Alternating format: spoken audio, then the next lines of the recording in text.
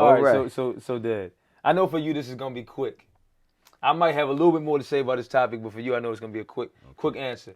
Um, where he is right now in his career, he's got the 4 championships. We understand his individual accolades. We understand his first stint in Cleveland, going to Miami, which you said you think that he was at his best in Miami. Yeah. Then came back to Cleveland. Now he's in LA.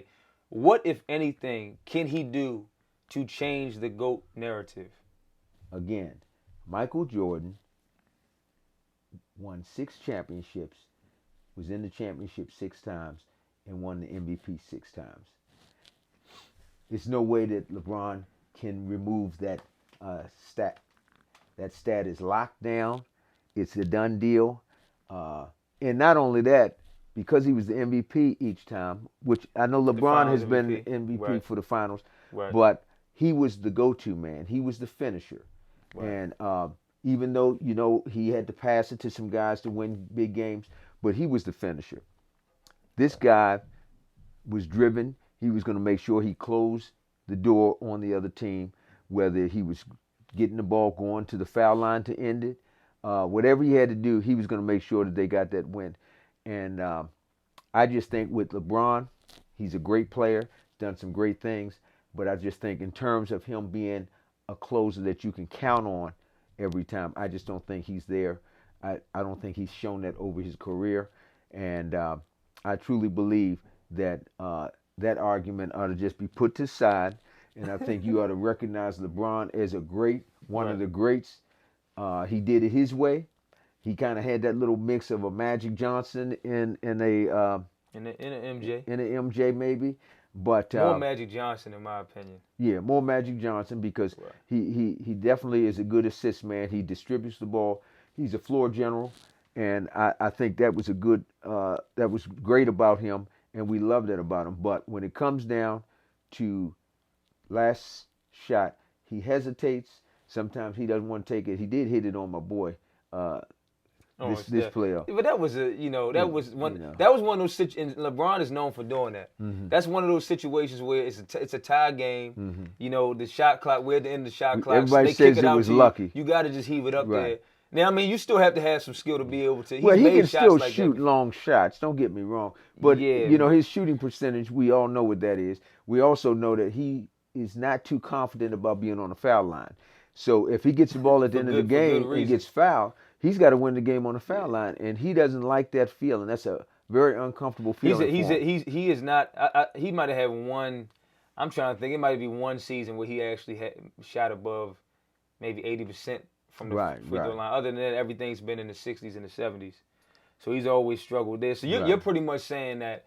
You're pretty much saying that both, if you look at his individual accolades, but then you also look at what he's been able to do for his team. You think at this point, MJ just kind of leads the way.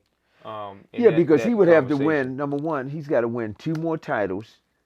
But he still would have had lost, 6? Well, he lost 6. Right. And he won 4. Right. Okay. Right. He would have to win beyond 2 more titles, which I don't think he has it in his pocket right now, especially with AD. He's got to have a healthy AD. Listen, I think as long as LeBron and AD are on that team together, you have a chance, because if you really think about it, it's actually been a shift in the league. I feel like it's getting a little bit more thicker in the East compared to the West. Yeah, the West is still super competitive. But if you look at those top teams, even with this season, I take Philly, Brooklyn, and Milwaukee over the Clippers, the Utah, and Phoenix. Just with this season I agree, alone. man. It's a big switch. But I think they have to, moving forward, they got to get a better roster. I mean, Right. We talk about this. Me and Jonathan talk about this. You gotta put. I miss our roster from last season when you had guys like Danny Green, battle tested, right? You got Dwight Howard, you have JaVale McGee who bought into their roles. You had Avery Bradley and playoff Rondo. Right. This season, I just don't like who they put around AD and LeBron. I think if they can improve upon the roster moving forward, I do like Dennis. Right. I don't know why. I like Montrez, but he hasn't really been a good fit for us, and he's not really in the rotation like that consistently. But I think that moving forward, if they put some better guys around those two, you still have a chance, at least for the next couple of years. Because LeBron is getting older, but he still looks like he's only 10 years in. And then AD, only problem with AD is injury prone. Right. And he's always been that way. I mean, he was like that on his former team. In New Orleans, I was surprised that he was able to get the job done last year without being injured. And he's a great player, man. But if you're constantly getting injury after injury, you can't depend on that. And it's only two superstars on that team. And LeBron, even though we say he's declining, he keeps showing these signs of this superhero type of basketball. Is unbelievable.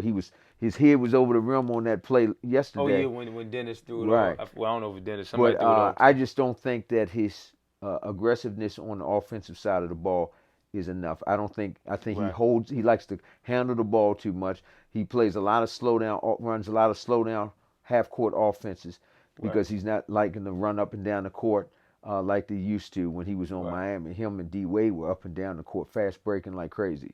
They don't do a whole lot of that anymore. Yeah, man. I mean, so to really to even wrap this one up, I can kind of just put it like this. I think that anybody who kind of grew up in that era of watching MJ, even guys who grew up in that era of watching Kobe, I just don't think that LeBron has a chance to infiltrate himself into that GOAT narrative in the eyes of those individuals because that you guys are accustomed to seeing someone who knows when to be assertive. It's too many times when we're looking at LeBron and we're like, man, you can go and just take over this game right now, but I told you offline, I said he's a pass first guy. I know you weren't really agreeing, but he's showing it even right now. He's too unselfish sometimes, unselfish to a fault in my opinion. And I'm a big fan of LeBron.